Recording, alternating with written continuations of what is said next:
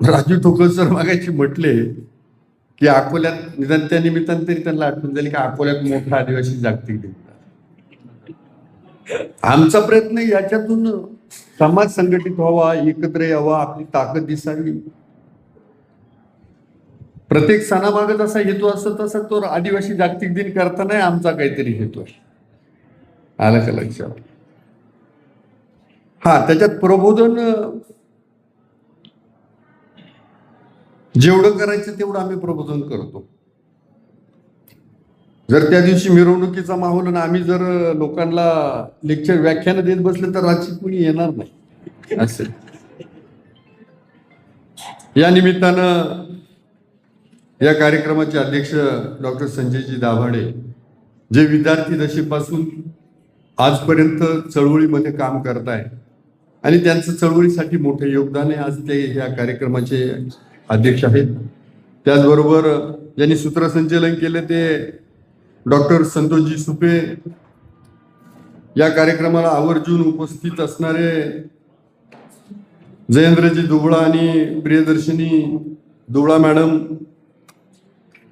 त्याचबरोबर संजयजी गावारी साहेब, उषाताई मुंडे, कमलताई शेळकंदे, आमचे मित्र राहुलजी भांगरे, विनोद केदारी, ममताताई भांगरे दुसऱ्या बीजमाता, त्याचबरोबर मधुसूदन मोहिते, गिरजाताई पिचड, दामशे साहेब, सर्वच तोलामोलाचे मान्यवर या निमित्तानं उपस्थित आहेत. व्यासपीठावरील आणि समोरील सगळं मान्यवरांनी उपस्थित मिळालं. ही जी पुस्तकं आहेत हा आपल्या समाजाचा उद्याचा पुरावा आहे. पहिलं आदिवासींचा इतिहास जागा केला तो जात्यावरच्या ओव्यांनी, आणि त्यातून मला वाटतं राघोजी भांगरेंचा खरा इतिहास तर त्या जात्यावरच्या ओव्यांनी पुढे आणला. तो दोंगडे बाबा आणि बाकीच्यांनी शब्दबद्ध केला. घारे साहेबांनी आपल्या अथंग आयुष्यामध्ये आदिवासींचा इतिहास जगापुढे मांडला, आणि आता हे डॉक्टर विलासजी गवरी, राजू ठोकळ सर यांच्या माध्यमातून पुस्तकाच्या रूपानं हा इतिहास पुढे येणार आहे.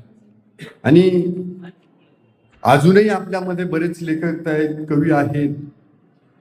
खरं तर त्या निसर्गानं, त्या रानफुलांनी, त्या डोंगरांनी आपल्याला जी ताकद दिली, वैचारिक ताकद दिली, सामाजिक ताकद दिली, नैसर्गिक ताकद दिली, तर ही ताकद जगाच्या पुढे आदर्श म्हणून येणं गरजेचं आहे. मला वाटतं ह्या दस्तऐवजातून ही सगळं होत आहे. आदरणीय जिरवाळ साहेबांना पुण्याच्या वसतिगृहाला जायचंय भेटीसाठी.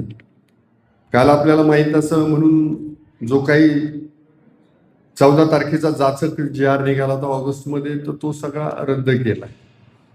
परंतु तो आतापर्यंत अजून विद्यार्थ्यांपर्यंत पोहोचला नाहीये. तर तो विद्यार्थ्यांपर्यंत पोहोचवायचा आहे. काही मुलं आपले आमरण उपोषण करताय. आज 13वा 14वा दिवस असेल पोरांचा. बाकी महाराष्ट्रभरही आंदोलन चालू आहे. ते आंदोलन चालू आहे तर याचा अर्थ आपला समाज अजून जागा आहे, आणि हे पुस्तक आहे तो समाज जागा करण्याचा प्रयत्न करणार आहे. म्हणजे पुन्हा राज्यकर्त्यांना जर आंदोलन होतं याचा कुणाला राग येत असेल तर ते दुर्दैव आहे. कदाचित त्या मुलांनी आंदोलनच केली नसती तर तो JR रद्द झाला पण नसता. आणि म्हणून चळवळीचे कार्यकर्ते जेव्हा उभे राहतील तर त्याच्या मागे आपण सगळ्यांनी उभं राहिलं पाहिजे. आपल्या समाजापुढे इतके सगळे तुम्ही सगळे जमलेत आणि सगळे सुशिक्षित आहे.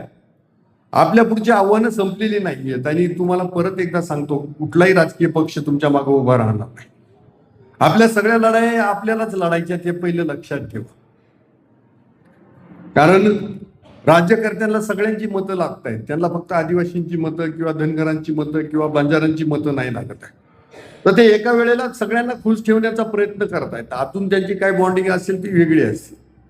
जे ज्याला भेटत नाही त्याची आश्वासनं देऊन टाकतात की तुम्हाला हे भेटणार आहे, आणि अशा पद्धतीने हे राजकारण पुढे चालत राहतं. परंतु त्यामध्ये खरं तर आपल्याला समाज म्हणून आपल्याला एकवटणं कायम गरजेचं आहे. आतापर्यंत आपण लढाया लढलो, इथून पुढे लढायच्या आहेत. आदरणीय गोंदगारे असतील, पिचड साहेब असतील, त्याच्यानंतर झिरवाळ साहेब आहेत, आम्ही ह्या लढाया महाराष्ट्रभर लढतोय. तर हे पुढे जात असताना समाजाचं पण पाठबळ तितकंच मागं राहिलं पाहिजे. जर समाजाच्या नेत्यांच्या मागं आपण जर उभे राहिलो नाही तर मग कुणाच्या ताकदीवरती लढायचा हा पण मोठा प्रश्न आहे. आम्ही एकदा नागपूरच्या अधिवेशनात आंदोलनाला गेलो आणि 40,000चा मोर्चा होता. पहिल्यांदा मी गेलो होतो, मी नंतर म्हटलं झिरवाळ साहेब तुम्ही सगळे आमदार जा सांगून. तिथे गेल्यानंतर यांचा निषेध सुरू झाला त्या मोर्चामध्ये. तर म्हटलं हे मला आले म्हणे काय रे बाबा तू तर म्हणे लोकांनी पोरांनी बोलवलं होतं. हो म्हटलं साहेब त्यांनी बोलवलं होतं, पण त्या मोर्चाला नेतृत्वच नव्हतं. सगळेजण एकत्र आले होते पण त्याला नेतृत्वच नव्हतं. त्यामुळं आपण आपल्या नेतृत्वाचा सन्मान ठेवला पाहिजे, एवढंच मला ह्या निमित्तानं सांगायचं आहे. बाकी त्या पुस्तकाला आपल्या सर्वांच्या वतीनं जे काही 4 पुस्तकं येतात त्यांना आपल्या सर्वांच्या वतीनं मनापासून शुभेच्छा देतो.